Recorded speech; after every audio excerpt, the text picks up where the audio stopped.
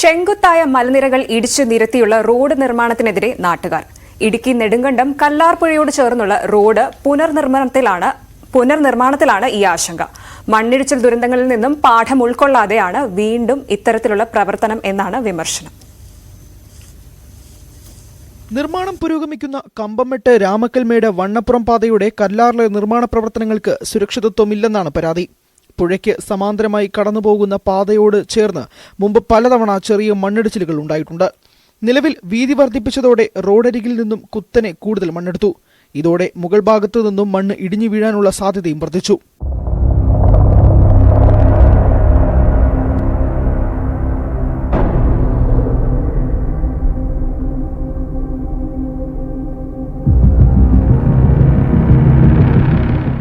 ആഴ്ചകൾക്കിടെ പെയ്ത മഴയിൽ പ്രദേശത്ത് ചെറിയ തോതിൽ മണ്ണിടിച്ചിലുണ്ടായിട്ടുണ്ട്. പല ഭാഗത്തും മണ്ണ് അപകടകരമാം വിധം വിണ്ടു നിൽക്കുന്നുണ്ട്. ഏത് നിമിഷവും ഈ ഭാഗങ്ങളിൽ മണ്ണിടിച്ചിലുണ്ടാവും. റോഡിന്റെ പണിക്ക് അവര് നേരെ കുത്തനെ എടുത്തു, ഇച്ചിരി ചായച്ചെടുക്കേണ്ടതിന് നേരെ കുത്തനെ എടുത്തു. ഇതിപ്പം ഇടിഞ്ഞോണ്ടിരിക്കുക, ഇനിയും അവിടെ എവിടെയൊക്കെ വിണ്ടിരിക്കുക. ഇനി ഇത് താഴെ പോകാറായിട്ടുണ്ട്. ഈ പ്ലാവ് പോയാൽ കുറെ മൊത്തം മേളിൽ നിന്ന് പോരും. നമ്മൾ അവരോട് പറയല്ലാതെ നമ്മൾ എന്താ ചെയ്യുന്നത്? അവരോട് പറയുമ്പോൾ അവർ കെട്ടിത്തരാമെന്ന് പറയും, അല്ലാതെ വേറൊന്നും അവർ പറയുന്നില്ല. ശരിയാക്കി തരാമെന്ന്.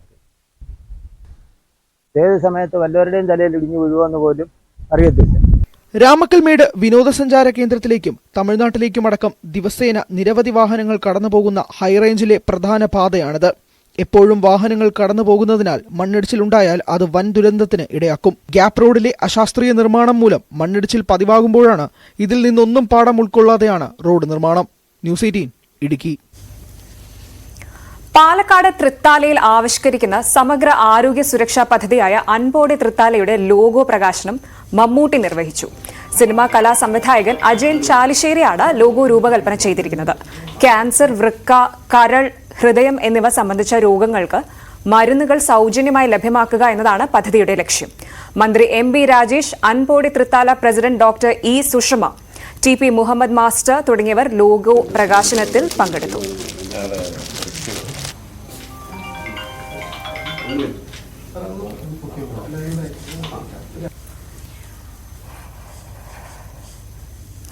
അപ്പോൾ ഇന്ന് നമ്മൾ തുടങ്ങിയത് തന്നെ ചെമ്പ്രമലയിലെ ആശങ്ക അത് വെച്ചിട്ടാണ് നമ്മൾ തുടങ്ങിയത്. അത് വലിയ ഗൗരവമുള്ളൊരു വിഷയം തന്നെയാണ്. അവിടെ ഇപ്പോഴും ആളുകൾ അവിടെ തന്നെ കഴിയുന്നു എന്നുള്ളത് നമ്മളെ പേടിപ്പിക്കുന്നുണ്ട്. കൃഷ്ണന്തു 200-ലധികം കുടുംബങ്ങളെ ഇത് ബാധിക്കുമെന്ന് പറയുമ്പോൾ വലിയ ഭീതി അവിടെയുണ്ട്. പക്ഷേ പെട്ടെന്ന് ഒരു ദിവസം ഇങ്ങനെ ഒരു വിള്ളൽ കാണുകയും നിങ്ങൾ ക്യാമ്പിലേക്ക് മാറണമെന്നൊക്കെ പറയുമ്പോൾ അവിടെ നിന്ന് ഇറങ്ങിപ്പോകാൻ മനസ്സ് വരാത്ത അല്ലെങ്കിൽ അതിന് സാഹചര്യമില്ലാത്ത നിരവധി കുടുംബങ്ങളുമുണ്ട്. അപ്പോൾ അവരോടൊക്കെ പറയാനുള്ളത് നമുക്ക് ഇനി ഒരു ദുരന്തം കൂടി താങ്ങാൻ കഴിയില്ല. അതുകൊണ്ട് തന്നെ അധികാരികളുടെ നിർദ്ദേശങ്ങൾ പാലിച്ചുകൊണ്ട് അവിടെ നിന്ന് മാറി താമസിക്കണമെന്നൊരു അഭ്യർത്ഥനയുണ്ട്.